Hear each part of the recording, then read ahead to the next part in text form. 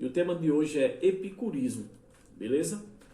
O epicurismo foi uma escola filosófica criada por um filósofo chamado Épicuro de Samos, em meados do século IV a.C., que foi no período pré-socrático, certo? Antes de Sócrates, que afirmava, né, que para atingir o estado de plena liberdade e tranquilidade e libertação do medo, o indivíduo ele deve manter-se em busca de prazeres moderados. Então, quando fala na busca do prazer moderado, eu ressalto que, pois a partir do momento que os desejos tornam-se exacerbados, eles acabam transformando-se em fontes de descontentamento e perturbação. Por isso é que dificultam, né, o que o indivíduo ele conheça o estado de liberdade e de tranquilidade. Além dos prazeres moderados, como eu falei, outros fundamentos são considerados importantes para os epicuristas, que para atingir a plena tranquilidade é indicado que o epicurista, né, ele busque o prazer imediato em cada ação que ele realize, sem se perturbar, né, com qualquer tipo de aflição ou angústia terrenas, né, da terra, que possam de alguma forma levantar algum tipo de preocupação. Para evitar essas dores e preocupações, os epicuristas eles afirmaram a necessidade de sempre que possível evitar as multidões e os luxos, né? E além disso, eles acreditavam também que devem se aproximar com frequência do estado de natureza, para que assim que consigam se aproximar da então sonhada liberdade. Os epicuristas eles prezam também muito pela amizade como uma das maneiras de promover a troca de opiniões que possam levar à busca do prazer. De acordo com Épicuro, a amizade e a gentileza favorecem a busca pelo prazer imediato. Por tudo aquilo, né, todos aqueles que desfrutam dessa relação. E para os epicuristas também, as sociedades mais desenvolvidas e complexas precisam de formulação de regras e de leis, né, que só são obedecidas para os indivíduos quando lhes são de alguma forma vantajosas, né? Por isso, para os seguidores de Épicuro, o Estado só surge a partir dos interesses individuais. A organização política e social não tem grande destaque nas obras do criador epicurismo, certo?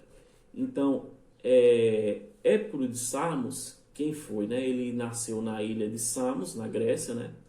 Provavelmente no ano de 341 a.C., né? Ele era filho de pais atenienses, que ele se interessou pela filosofia ainda jovem, né? Ele foi enviado para Teos, né? Que era da região da Jônia, na Grécia, para que ele pudesse aprimorar seus estudos filosóficos. Em Teos, né, Épicuro ele conheceu a filosofia atomista, né, pregava ele o lugar, né, pelo discípulo Demócrito de Abdera e o outro chamado Nausifane. O interesse pela filosofia atomista ele foi tanto que Épicuro ele dedicou-se por alguns anos ao estudo do átomo e mais tarde ele reformulou as teorias atomísticas, apontando os pontos com os quais ele mais discordava. Ao contrário da parte dos filósofos, Épicuro ele opunha-se à academia, tendo em vista que defendia uma filosofia que fosse mais prática. Das obras dele, né, mais de 300 capítulos que ele escreveu foram perdidos, né? Mas o que restou, bem como as suas lições filosóficas, foram espalhadas, né, por o seu principal discípulo chamado Lucrécio. Ao contrário da parte dos filósofos, Épicuro ele opunha-se à academia, né, como eu falei, que ele defendia uma filosofia de uma forma muito mais prática. Então, ainda em vida, ele fundou em 306 a.C. sua própria escola filosófica, para ensinar principalmente as ideias epicuristas, né, e atomísticas. E nessa escola chamada O Jardim, Épicuro ele lecionou até a sua morte em 270 anos antes de Cristo. Vamos relacionar o epicurismo, o atomismo e o hedonismo. O epicurismo, né, através de Épicuro, ele teve seu principal contato com a filosofia a partir desses pensamentos atomistas de Demócrito, de Abdera, de quem discordou de algumas teorias e trabalhou para reformulá-la. Então ele veio em seguida de Demócrito, de Abdera, né? E ele veio para reformular os ideais dele. No entanto, as outras influências e conceitos de outras escolas que influenciaram Épicuro e a criação do, então, epicurismo. Aí vem a ideia da busca pelo prazer, por exemplo, né?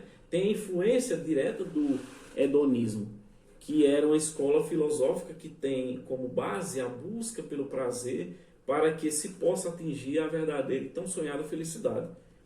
Por outro lado, as ideias de Épicuro contrastavam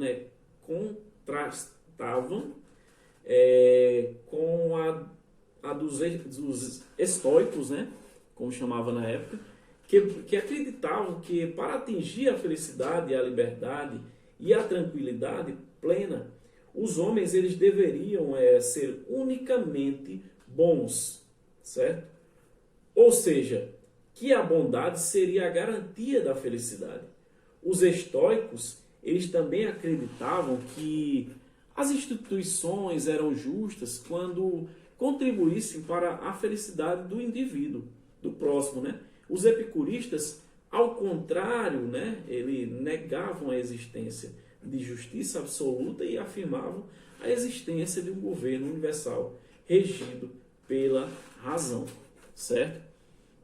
Então foi a partir, portanto, né, foi a partir da junção das ideias e discordância das escolas atomistas e do hedonismo, além da negação das ideias estoicas, que Épicuro ele estabeleceu as bases para a criação do epicurismo. Beleza?